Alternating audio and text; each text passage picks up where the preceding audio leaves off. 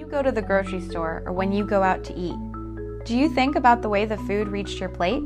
The way it was packaged? The way it was farmed?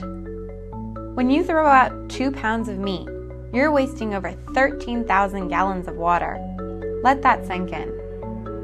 According to the organization Move for Hunger, it takes 3 times the volume of water found in Lake Geneva to produce food that is wasted every year.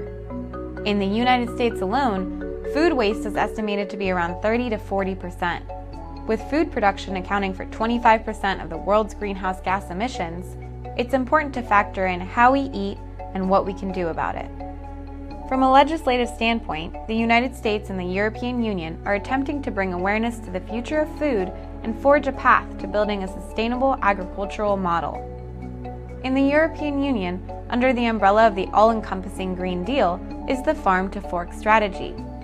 The main objectives of this initiative are to ensure sustainable food production, reduce food loss and waste, encourage sustainable food consumption and food processing, as well as to ensure food security. With ambitious targets and over 10 billion euros allocated to the strategy, the European Commission is expected to release a framework for a sustainable food system by 2023 that would allow for concrete action to be fully implemented. At the moment, the initiative is mainly agenda setting and is left to face a lot of challenges from a legal, economic, and policy standpoint. In the United States, the Biden administration has pushed the initiative of launching a so-called carbon bank, encouraging paying farmers, ranchers, and foresters to turn their land into carbon sinks.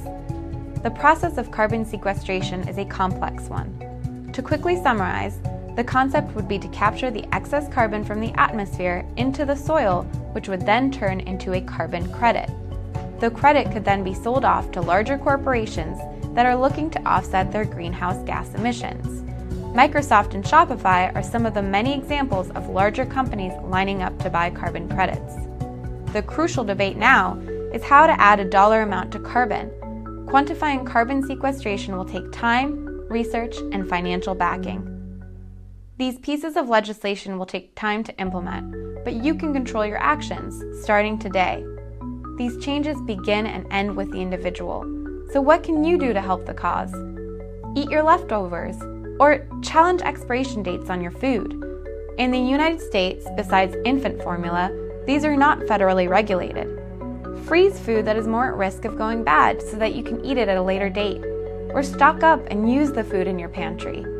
Or incorporate a meatless Monday in your diet. The change begins and ends with you, and the decisions you make on a daily basis, even small changes, have a big impact.